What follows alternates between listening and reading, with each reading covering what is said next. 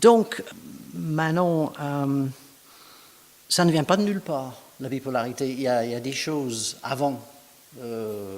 C'est génétique, c'est la situation. Qu'est-ce qui fait que quelqu'un devient bipolaire? Oui, alors les troubles bipolaires, c'est une maladie en fait qui est multifactorielle, c'est-à-dire qu'il y a une composante génétique. Il y a des familles de bipolaires. Souvent, quand des parents sont bipolaires, ils ont une plus forte chance d'avoir des enfants bipolaires. Bon, moi, c'est pas mon cas. Mes parents ne le sont pas, ni mes sœurs. Donc, il y a premièrement une composante génétique. Deuxièmement, il y a une composante liée à l'enfance. Dans la vie d'un bipolaire, dans la grande majorité des cas, vous verrez que dans l'enfance, il s'est passé des événements traumatisants, des deuils, des ruptures, des manques affectifs. Et bon, moi, ça a été mon cas. Et la troisième chose, c'est que dans la vie d'adulte, à un moment, il y a un événement stressant majeur qui va mettre le feu aux poudres et vraiment déclencher les troubles. Alors là, ça peut être des événements stressants de toutes sortes. Moi, ça a été le fait de vivre avec un homme qui était un pervers narcissique. Et c'est ça qui, chez moi, a clairement déclenché les troubles. Voilà d'où viennent les troubles bipolaires. Ok. Moi, j'ai parlé un petit peu en termes de fruits, un petit peu en termes de géographie. Parfois, tu parles en termes d'automobile pour expliquer la bipolarité. Tu peux nous expliquer par cette illustration de la voiture ce que c'est? Eh oui, c'est vrai, quand je parle de l'automobile, je dis qu'être bipolaire, c'est comme conduire un véhicule avec des moments où la voiture est comme ralentie, très ralentie. Il faut presque la pousser pour qu'elle puisse avancer comme une tortue. Et d'autres moments, la voiture est comme débridée, en fait. Elle devient folle et a tendance à faire des excès de vitesse. Et là, il faut au contraire freiner au maximum.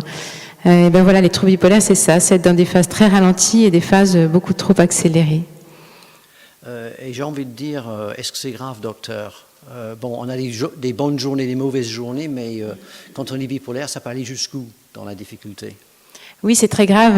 Les troubles bipolaires sont une maladie mortelle. Le taux de suicide est énorme.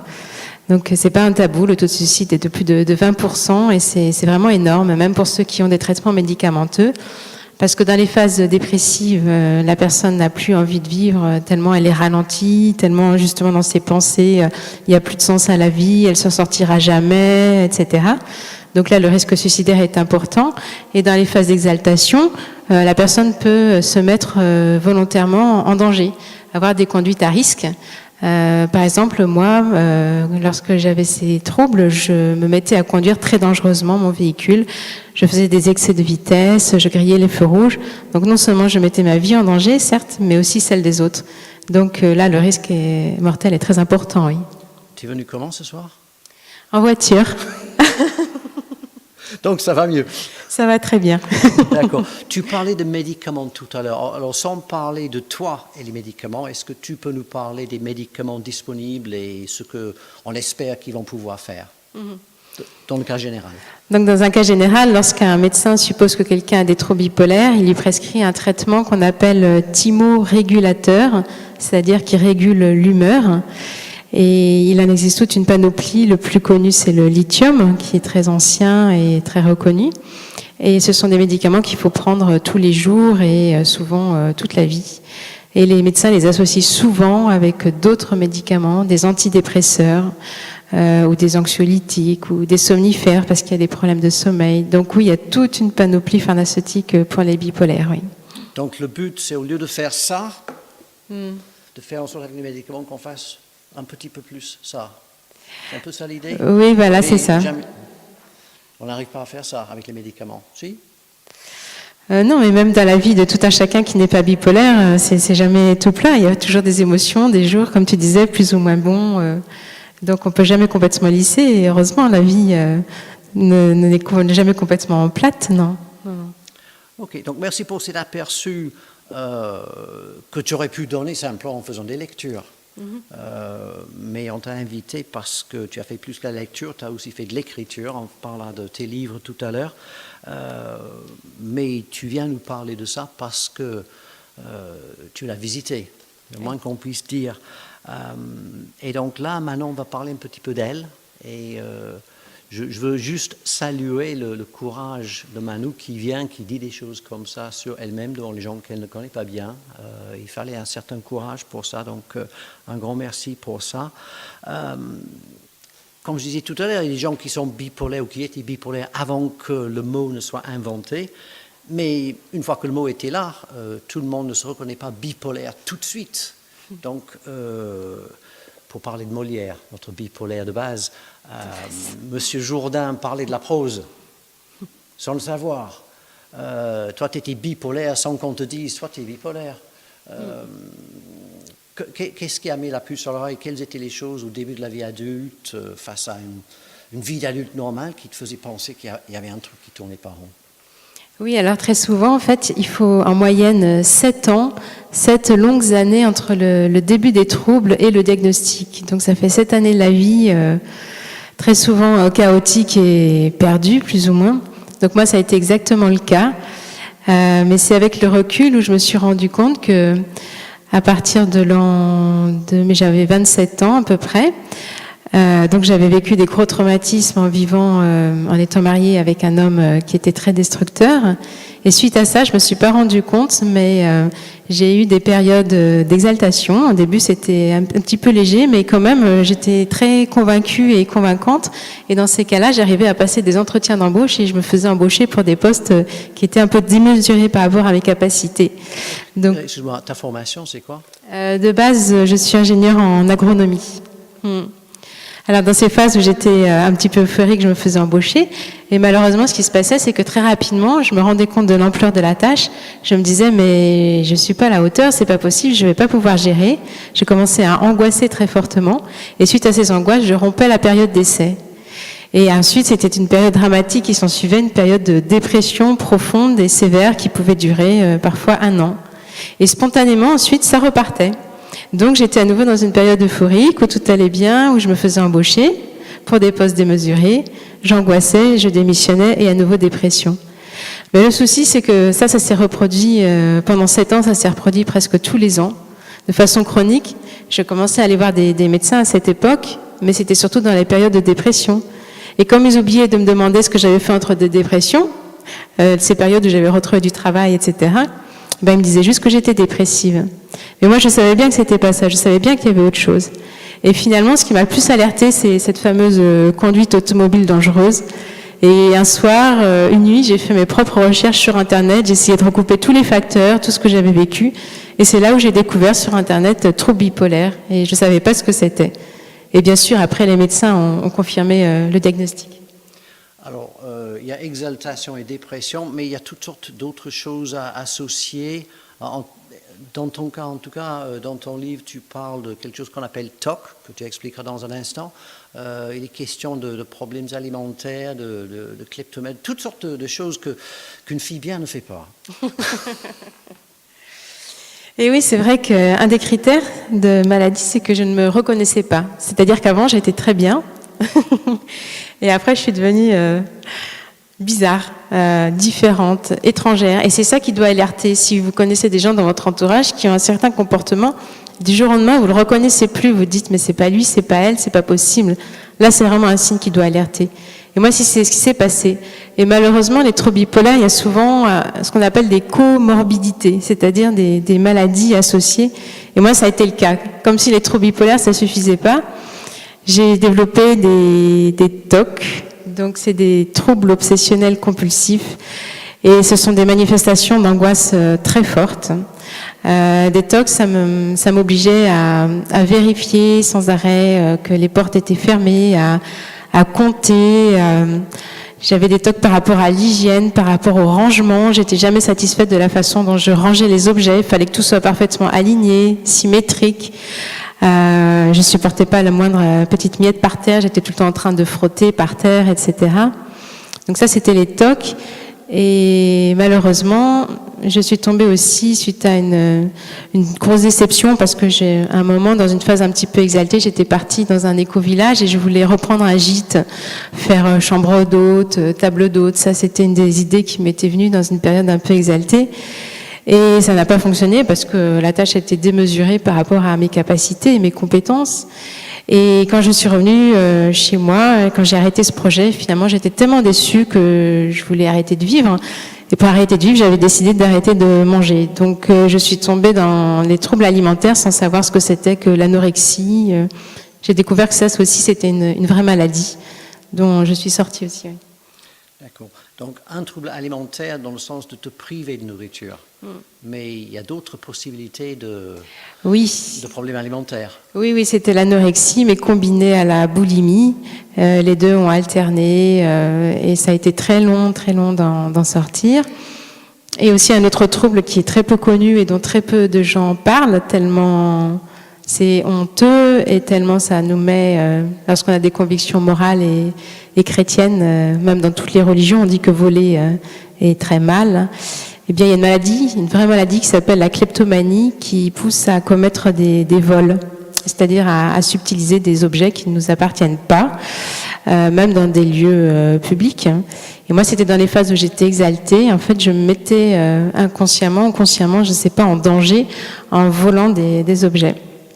Et là aussi, ça a été un des signes qui m'a vraiment alertée en me disant, je ne me reconnais plus, qu'est-ce qui se passe? Et ça aussi, j'ai réussi à en guérir complètement, oui. Pendant ce temps-là, est-ce qu'il t'arrive de dire de toi-même, je suis ci, je suis ça, sans utiliser le terme technique de bipolaire? Quelle était ton image de toi-même pendant cette période-là? C'est une question qu'on n'a pas prévue. Hein. Tu as le droit de dire, je passe, si tu ne veux pas.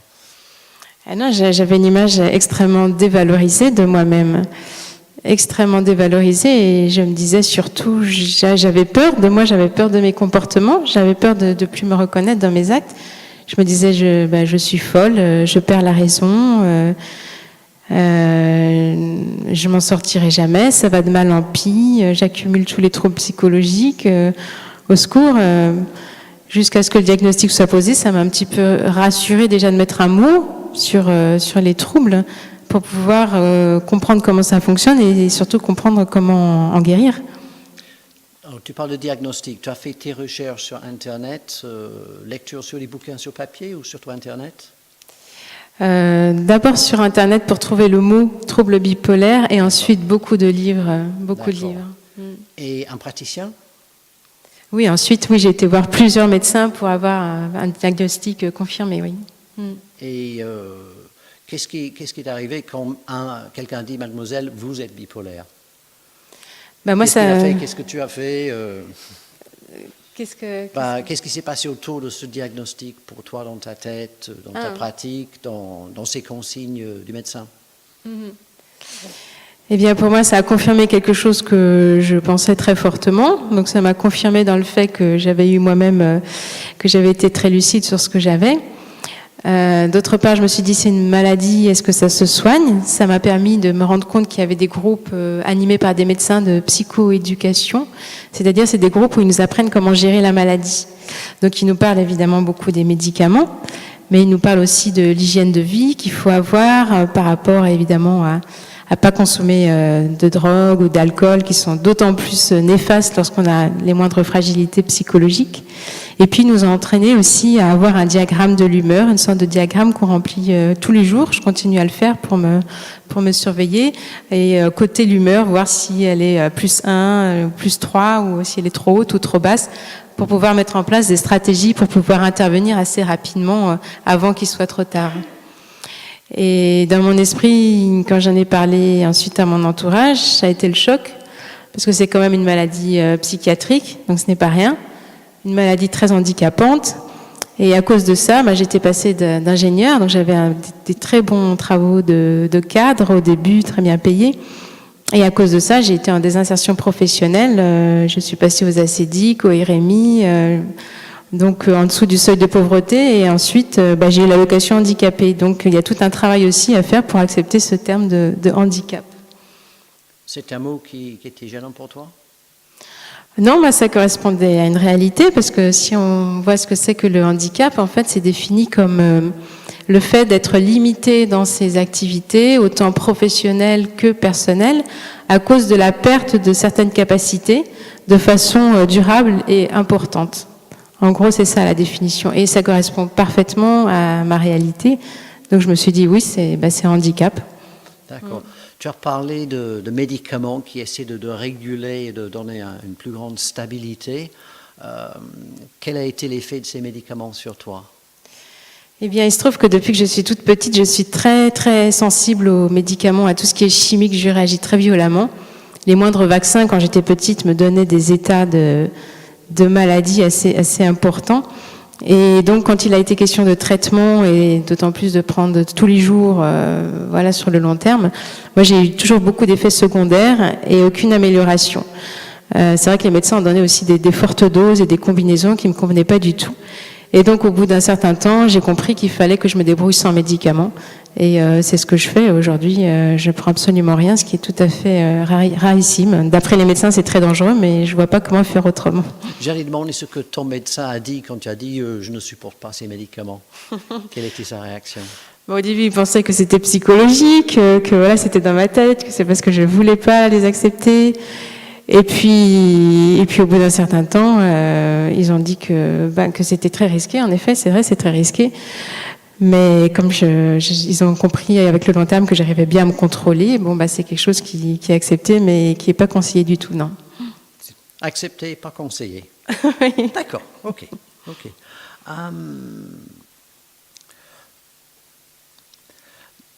Ce qu'on fait là, ça me fait penser, pour ceux qui sont plus âgés, vous vous souvenez des émissions avec Jacques Chancel, Radioscopie, sur France Inter. On n'a pas fait la musique d'entrée avec le clavecin, mais c'est un peu ce même style. Très souvent, vers la fin de l'entretien, Jacques Chancel sort son joker et il dit « Et Dieu dans tout ça ?» J'imagine, on en a parlé tout à l'heure, quelqu'un qui est confronté à un problème chronique, un problème que les autres n'ont pas, un problème qui ne trouve pas de solution, un problème qui handicape pour la vie sociale. Si on vous balance le nom de Dieu, j'imagine que beaucoup de gens dans ce genre de situation traitent Dieu de tous les noms. Alors, toi aussi, tu as un nom spécial pour Dieu, c'est ça? Oui, j'ai un nom spécial que j'utilise dans mon livre. Je l'appelle mon potentiel, avec un jeu de mots sur... Explique le jeu de mots, c'est un peu compliqué pour moi. Ah oui. Donc, mon potentiel, c'est mon ami dans le ciel. Enfin, je sais qu'évidemment, il n'est pas que dans le ciel, mais qu'il est aussi en moi. Et aussi, ça fait le mot potentiel, parce que je pense que vraiment, le vrai potentiel de quelqu'un peut être révélé par sa relation avec Dieu et ce qu'il veut en faire. Et puis, potentiel en un seul mot? Oui, c'est le potentiel de chacun, et aussi on parle des personnes à haut potentiel, donc c'est en lien aussi avec les personnes qui ont un potentiel particulier en lien avec la précocité intellectuelle. En fait, les enfants qu'on dit précoces, en fait, deviennent des adultes qu'on appelle surdoués ou à haut potentiel, qui ont en effet certaines capacités qui peuvent exprimer ou non dans leur vie d'adulte. Donc là, on parle de Dieu à cette étape de notre échange, après avoir parlé de la découverte, la bipolarité, l'intolérance aux médicaments. Mais en fait, dans ton parcours, à quel moment est-ce que Dieu a commencé à prendre une petite place, une plus grande place, une très grande place? C'est une fois que tout le reste n'avait pas marché, ou à quel moment Dieu a commencé à devenir quelqu'un d'important? Dieu a commencé à devenir quelqu'un d'important dans ma vie dès le plus jeune âge. Je me souviens que lorsque j'étais petite, j'avais 5-6 ans, je faisais déjà des rêves de Dieu. J'ai pas eu une enfance facile, puisque pendant toute mon enfance et mon adolescence, ma sœur aînée a exercé sur moi des violences physiques et du harcèlement moral, des brimades, et mes parents ne sont malheureusement pas intervenus pour me protéger. Mais déjà, vers 6 ans, je rêvais que même si sur Terre, je trouvais personne pour m'aider, pour me protéger, au moins il y avait un être qui était là et qui veillait sur moi. Et ça, j'en avais la conviction très forte, et ça me permettait vraiment de tenir le coup très jeune. Et ensuite, quand j'ai été adulte, Dieu a continué à se révéler à moi par le biais de rêves. Et je me souviens de rêves très présents où là, c'était Jésus qui était là. Et par exemple... lorsque je vivais ma vie complètement déstructurante et destructrice avec mon ex-conjoint, je faisais par exemple des rêves de Jésus qui, lorsque mon conjoint me laissait par exemple sur le bord du chemin, Jésus passait par là et me prenait et me mettait sur son dos. Donc il s'est révélé à moi vraiment par ce biais-là, alors que j'étais au plus profond de la tempête. Ok. On a parlé récemment ensemble Donc le Dieu dont tu parles, c'est le Dieu dans tes rêves, oui, ok, mais aussi c'est le Dieu que tu trouves dans la Bible. Tu m'as même parlé de trouver un certain lien entre toi et... Tu as trouvé des bipolaires dans la Bible ou c'est autre chose? Ces personnages bibliques qui te parlent particulièrement. Dans la Bible, il y a beaucoup de dépressifs, il y a beaucoup de prophètes et ils ont de quoi, hein, parce que leur vie, franchement, est pas très drôle. Il y en a beaucoup qui font des longues dépressions, mais des bipolaires, franchement, j'en ai pas vraiment identifié, non. Mais tu m'avais parlé de quelques personnages bibliques qui étaient importants pour toi. Les personnages bibliques importants pour moi, il y a Job sur son tas de fumier qui comprenait pas, qui voulait servir Dieu et puis qui a perdu tellement de choses et qui s'est retrouvé complètement démuni. Et moi, je me suis assimilée à Job quand je voyais les troubles psychologiques qui s'amoncelaient. Je me dis, mais jusqu'où est-ce que ça va aller? J'avais qu'une peur, c'était de devenir complètement folle. Et pourtant, j'ai toujours gardé la foi, j'ai toujours été avec ma Bible à la main, à me nourrir de la parole et à croire dans les promesses divines. Ce qui m'a beaucoup parlé aussi, c'est le personnage de Marie-Madeleine, qui avait tellement de démons et qui a été délivrée de tellement de troubles spirituels et autres. Et moi qui ai été guérie de tellement de troubles psychiques, je me sentais très proche de Marie-Madeleine. Et enfin, un dernier personnage qui me parle bien, c'est Paul qui disait c'est quand je suis faible qu'alors je suis fort. Et moi, pour avoir été faible et même plus savoir ce que j'allais faire le lendemain, c'est vrai que je me suis beaucoup retrouvée là-dedans et je pense que vraiment le Seigneur a pu m'utiliser après parce que j'ai été dans la plus grande humilité. Est-ce que d'autres chrétiens ont cherché à t'aider dans ta difficulté? Oui, c'est vrai que j'ai beaucoup cherché auprès des églises, des groupes de prière. J'ai beaucoup demandé la prière. Au début, je m'attendais à quelque chose d'assez passif. Et puis finalement, je me suis rendu compte que vraiment Dieu me demandait aussi d'avoir une démarche active. Dans le sens où je m'étais beaucoup vue au début comme victime. Je me disais, oui, j'ai été victime de ma sœur qui m'a torturée. J'ai été victime de mon ex-conjoint qui m'a maltraitée. Et puis finalement, Dieu a changé mon regard pour que je me rende compte que moi aussi, j'avais des choses dans ma vie qui n'étaient pas forcément très claires et que je devais lui demander pardon aussi pour les fautes que j'avais commises. Plutôt que de me voir comme victime, je me suis sentie coupable des fautes que j'avais moi-même commises. Et la deuxième chose qui m'a énormément aidée aussi, c'est le pardon, c'est le fait de pardonner vraiment à mes bourreaux pour être libérée de tous ces liens mortifères. Et d'autres chrétiens ont essayé de t'aider d'une manière ou d'une autre? Par des conseils ou par autre chose? Il y a beaucoup de chrétiens qui m'ont aidé, il y a des pasteurs, beaucoup de pasteurs qui m'ont beaucoup encouragé, avec qui j'ai pu avoir un suivi spirituel. Et j'ai eu la chance de tomber sur des pasteurs qui ne soient pas effrayés par tous les problèmes en tout genre qu'ils ne maîtrisaient pas. Oui. Et dans ta vie de tous les jours, quelle est la place de Dieu? Quelle va être la place de Dieu demain matin, à part le fait que c'est dimanche? Est-ce que, je ne veux pas dire est-ce que c'est un médicament que tu prends, mais quelle est ta démarche par rapport à Dieu au quotidien, sachant le genre de parcours que tu as eu? Ma démarche, c'est d'une part, depuis que j'étais au plus profond des troubles avant, c'est vrai que comme tout me réussissait, entre guillemets, que j'étais brillante socialement, professionnellement, etc., j'avais beaucoup moins besoin de Dieu.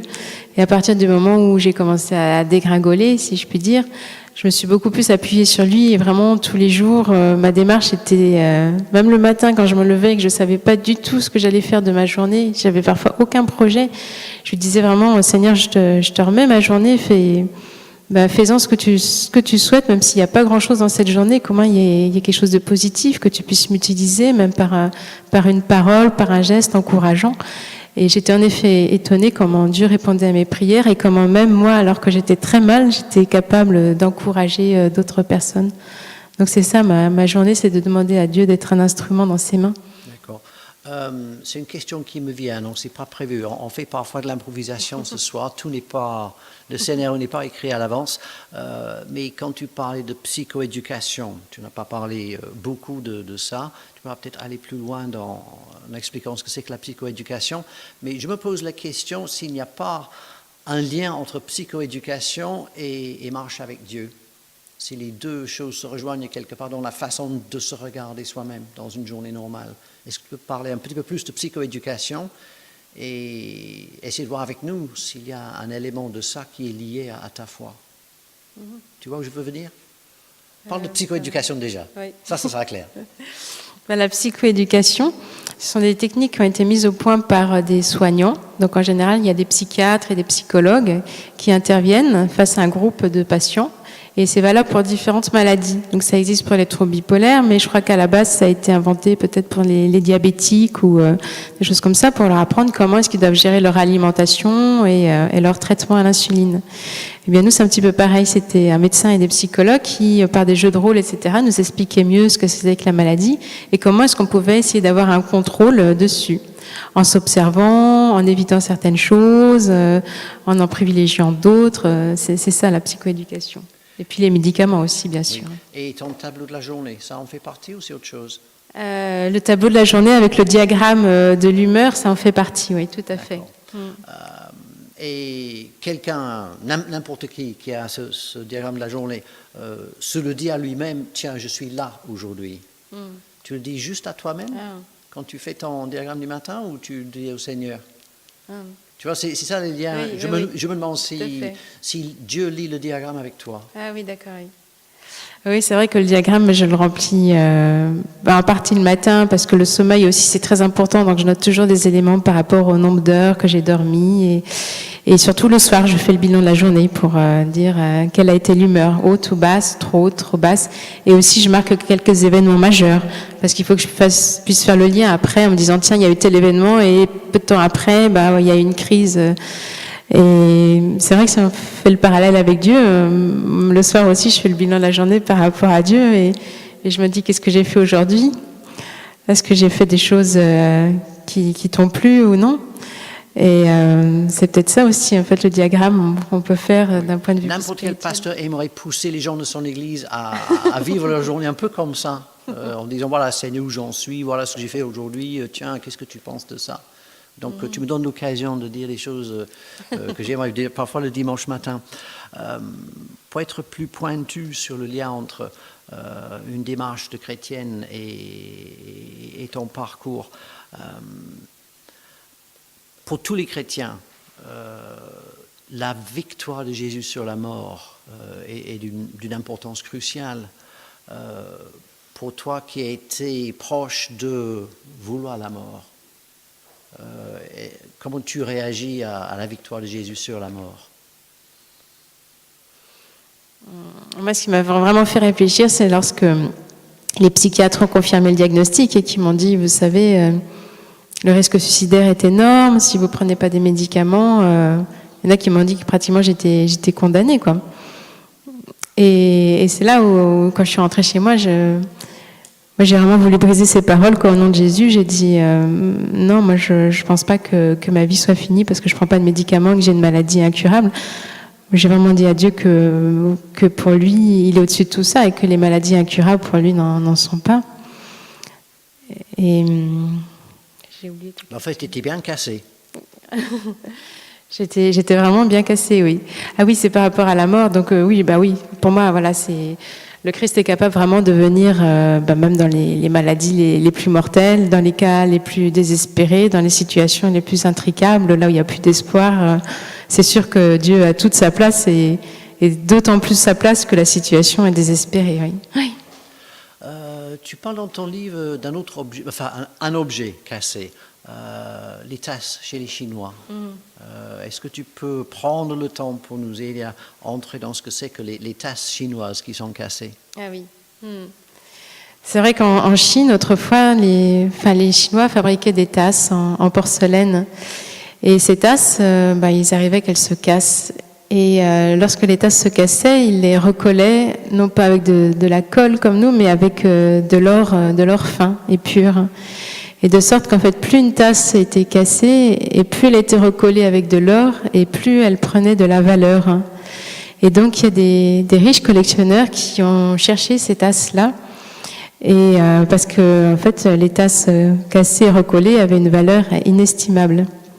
Et parfois, je me dis que dans nos vies, c'est un petit peu pareil, en fait. plus nos vies sont brisées, plus nous avons des preuves, plus Dieu peut intervenir pour mettre en nous, dans nos fêlures, l'or pur de sa miséricorde et de son amour. Et c'est pour ça que ma vie, même si elle est toute fêlée et cassée de partout, je pense qu'elle a toute sa raison d'être, parce que Dieu a pu intervenir et mettre le creuset de son amour au plus profond de mes détresses. Tu as réussi à nous dire des choses qui souvent sont expliquées avec des termes très savants, les termes compliqués. Tu as utilisé des mots de tous les jours pour nous expliquer ça. Lors de notre premier entretien, en écoutant ton parcours, j'ai proposé qu'on pourrait te dire, et là c'est un terme barbare, donc je vais le dire et je vais te demander de nous le rendre en français courant, de dire que par rapport à la bipolarité, tu es maintenant asymptomatique et vigilante. Alors, en français, s'il te plaît. Asymptomatique. C'est très bien dit, c'est asymptomatique parce qu'aujourd'hui, je suis venue en voiture et j'ai absolument plus aucune crainte de me mettre à conduire furieusement. J'y pense même plus. Donc ça veut dire qu'il n'y a plus du tout ces symptômes. Et c'est asymptomatique aussi parce que quand Bob m'a proposé de venir intervenir ici il y a quelques mois, j'ai même pas pensé, oh là là, mais c'est dans longtemps, peut-être qu'à cette époque-là, je serai en pleine dépression et donc je pourrais pas du tout venir. Donc pour moi, j'y pensais plus non plus. Et vigilante. Et vigilante parce que j'ai toujours les médecins derrière moi qui m'attendent au tournant et qui se disent, ah, quand est-ce que Manon, elle va... Non, je pense pas qu'ils soient méchants comme ça, mais je pense qu'ils sont un petit peu interloqués aussi par mon cas, même le préfacier de mon livre aussi. Et pense que mon cas est très particulier. Mais si j'ai eu ces troubles-là, je continue à essayer de m'observer et puis de me contrôler et puis de continuer à faire mon petit bilan et mon diagramme de l'humeur pour éviter de replonger. Donc, vigilance par le diagramme, vigilance sur toi-même. Oui, c'est important, c'est important. Et on pourrait s'arrêter là et applaudir Dieu, être tout content. Mais en fait, ce n'est pas la fin de l'histoire. C'était la fin d'un épisode.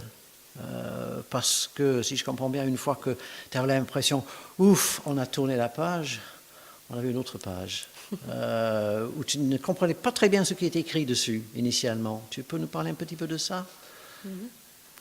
On n'est plus dans le premier livre, il y en a deux. Donc, la découverte d'autres choses. Donc, c'est vrai que suite à ça, les troubles bipolaires étaient quelque chose de bien réglé pour moi. Je n'en souffrais plus. Et finalement, je me suis rendu compte que quand même, je me sentais différente des autres, que j'avais vraiment une sensibilité particulière, que j'étais souvent stressée par certaines situations et que j'avais du mal à m'insérer socialement.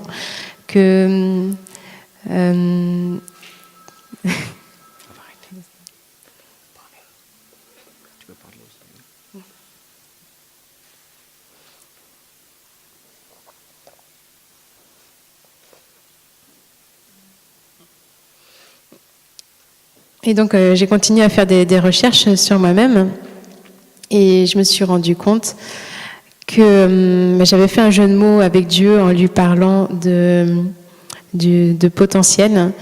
Et donc, je n'ai dit quelques mots tout à l'heure. En fait, je me suis rendu compte que j'ai été une enfant précoce et que dans la vie d'adulte, ça conduit les personnes à ce qu'on appelle à haut potentiel, c'est-à-dire avec... ça se mesure en termes de quotient intellectuel, mais en fait, il y a tout un lot de caractéristiques, de sensibilité, d'émotivité qui peuvent être assez difficiles à vivre. Et donc, j'ai été diagnostiquée comme ça, surdouée, entre guillemets. Et d'autre part, les médecins se demandent même, là c'est en cours de diagnostic aussi, si j'aurais pas un syndrome d'Asperger, à savoir qui entraîne... il y a des difficultés de communication dans la reconnaissance en fait des émotions d'autrui, des perceptions, des visages, des émotions associées. La difficulté, c'est de savoir est-ce que j'étais vraiment comme ça dans mon enfance ou non. Il y a aussi des symptômes par rapport aux relations sociales qui sont difficiles à nouer. Et c'est vrai qu'aujourd'hui, malgré le fait que j'ai résolu les troubles bipolaires, je vis dans un grand isolement, en fait, socialement. C'est vrai que j'ai une activité, mais je travaille à domicile. J'ai beaucoup de mal dans des environnements qui sont perturbants avec du bruit. Je suis toujours extrêmement sensible au stress. Donc, dès qu'il y a des échéances, des pressions, etc., ça me déstabilise énormément. J'ai une grande fatigue aussi. Pour moi, rencontrer du monde comme je le fais de façon ponctuelle, mais je sais qu'après, je le paye cher en termes de devoir de récupération. Et là, par exemple, demain, je sais que je vais m'isoler toute la journée ou aller marcher toute seule dans la nature pour essayer de digérer un petit peu tout ce que j'ai vécu. Donc, tous ces symptômes-là sont quand même assez difficiles à vivre pour moi au quotidien, parce que ça a des répercussions professionnelles, affectives, sociales, etc. Et voilà où j'en suis aujourd'hui. Et qu'est-ce que tu dis à Dieu par rapport à tout ça? Qu'est-ce que tu dis à ton potentiel par rapport à ces choses-là? Cette découverte qu'il y a un autre défi. Enfin, je me dis, comme pour tout ce que j'ai vécu jusqu'à présent, que je m'attends à lui pour qu'il en fasse quelque chose de bien, que ce ne soit pas juste des souffrances, que ce soit un passage difficile, mais qui serve à m'ouvrir d'autres horizons. Ok, merci. Quand j'ai un entretien avec quelqu'un de l'église ou quelqu'un à la radio, ou toi ce soir, vers la fin, je me dis, mais qu'est-ce que j'ai oublié de demander? Et donc, j'aime toujours donner à la personne l'occasion de répondre à la question que je n'ai pas eu l'idée de poser. Je fais ça pour les annonces aussi. Les gens d'ici le savent très bien le dimanche. Quelle est l'annonce que j'ai oubliée? Donc maintenant, est-ce qu'il y a une question que j'aurais pu poser à laquelle tu as envie de répondre? Si c'est le cas, vas-y, n'attends pas la question. Donne la réponse. Si tu as envie de dire quelque chose que je ne t'ai pas donné l'occasion de dire. Si ce n'est pas le cas, c'est qu'on a fait la bonne liste de questions. C'est déjà ça. La béatitude, la nouvelle béatitude. Non, c'est vrai qu'en forme d'humour, dans mon livre, je dédicace le livre à tous les fêlés, parce que je crois que c'est Michel Audiard, on n'en est pas sûr, qui a dit bienheureux les fêlés parce que la lumière les traverse. Bon, je sais que c'est pas dans la Bible, hein, mais finalement, ça rejoint un petit peu le fait que Dieu est venu pour les fêlés, entre guillemets, pour tous ceux qui ont leur fêlure, qui ont leurs blessures. Et pour moi, l'espoir et l'espérance, c'est bien ça, c'est qu'il est bienvenu pour moi et que j'ai ma raison d'être sur Terre. Ok, merci. On va applaudir tout doucement pour ne pas faire trop de bruit. Merci beaucoup Manon pour cette première partie de la soirée.